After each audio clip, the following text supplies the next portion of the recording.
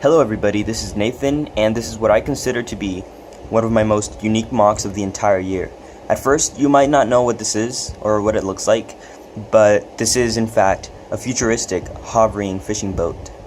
Basically what this does is it floats over the ocean, and it uses its net to catch fish.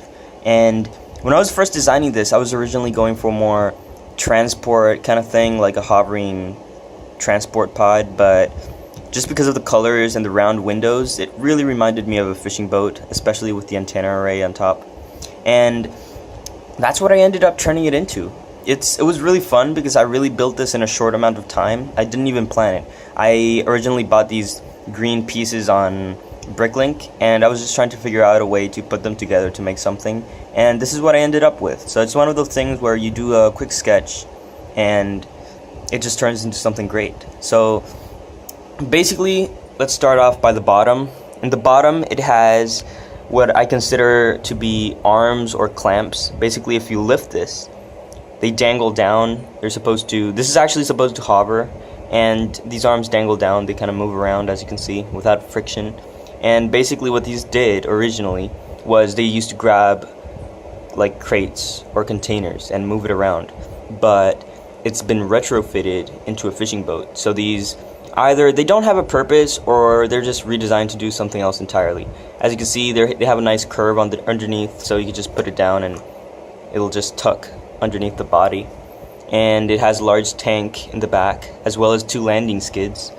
I really just added as much greebles as I could to make like a really not steampunk, but kind of a Dieselpunk kind of vibe, where it's not really futuristic, but at the same time it's not too retro. So you have the landing skids on the back. These are retractable. You can just pull these up when you're flying, or you can just put them down. And it has 2 turbines, because this, like I mentioned, it hovers over the water, so it uses the 2 turbines to just move forward. And on top it has a gas tank. So that's what makes it interesting. You don't really know what it's powered by. It has a gas tank, but it also has turbines. It looks like it's diesel powered.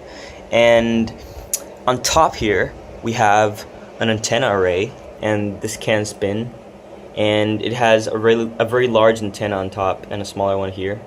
And over here it has a radar dish which can rotate 360, and just a pair of spotlights on top right there to like shine over the ocean.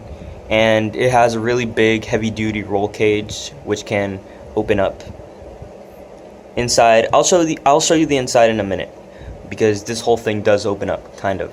So next off we have the main feature, which is the fishing net. And how this works basically is that you put this down. This is supposed to dip into the water, and it's supposed to use this fishing pole to actually lure large fish or sharks or alien sharks into the net, and then the net pulls up and you caught it. So this fishing rod isn't the default formation. So what I did was I just added one of these hook pieces with a string, and this does have slack. You can make this longer or shorter depending on how you want it. You could just like release some slack from there, as you can see. That's not focusing. Okay, forget it.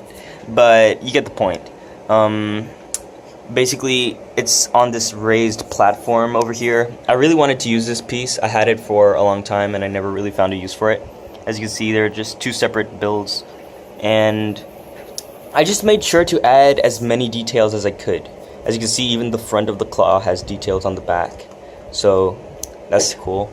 And over here you have a repetition of the other window, but as you can see, it's on a door, and this does open up. So this opens up, and this opens up too. So let me see if I can get some light in there, because it's really dark. Let's open the roll cage. Bear with me. There we go. Kind of. That's not much light, but let me see if you can see inside. Inside there is a furnace or a heater, whatever you want to call it. And in the back you can see like more gas tanks and bulbs. And over here there is a cup and a basic chair with a steering wheel and 2 controllers. And it's pretty simple inside, but it's meant to be simple because it's not supposed to have a lot of technology. And it does fit a crate on the inside there. You can just put it in with a bunch of fishing supplies. We'll look at that later on. And let's just close this. There we go. So next, let's take a look at the minifigures. And this guy here is my fisherman. He has messy hair because obviously the ocean wind has kind of messed his hair up.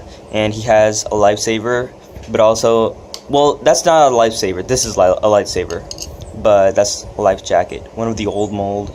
I think I like the old mold better because it's more curvy and just, it looks more fun than the new skinny one. And he does actually have this, which you can put on his head, and we'll take a look at that too. As you can see, now he's all covered up, and you could either make this his interior kind of outfit when he's driving. It's cold in there and he's just kind of like chilling and he's driving. He can't have that life jacket all the time because it's heavy. Or you could just imagine that when he arrives, this is what he wears at the dock when he's like unloading all the fish. Speaking about fish, actually, you could put a bunch of different kinds of fish here. And I don't know, this is, like I said, this is one of the most unique MOCs I've ever made because I don't usually do this kind of stuff. And just making a fishing boat but also giving it a sci-fi twist, I feel like that's probably one of the most fun things you could do, when you take something that's really simple and you just add more to it. And this guy does fit in the cockpit. Let me see if I could try to get him in. I did have to sacrifice some accessibility in order for me to get the shapes I wanted, especially with the curves. You can't really make that much of an opening interior when you have just like this little space, especially if you're trying to keep the whole shape together. So as you can see, he could just fit in there comfortably, and the roll cage rolls back down. And there you have it. This is pretty much it. Like I said, this is very unique, and I hope I can make more of these in the future. Kind of like Dieselpunk, futuristic, but at the same time retro kind of creations. And as some of you have told me, some of you who actually saw this in production while I was making it, it does look like a 1950s, 1940s washing machine or stove or oven.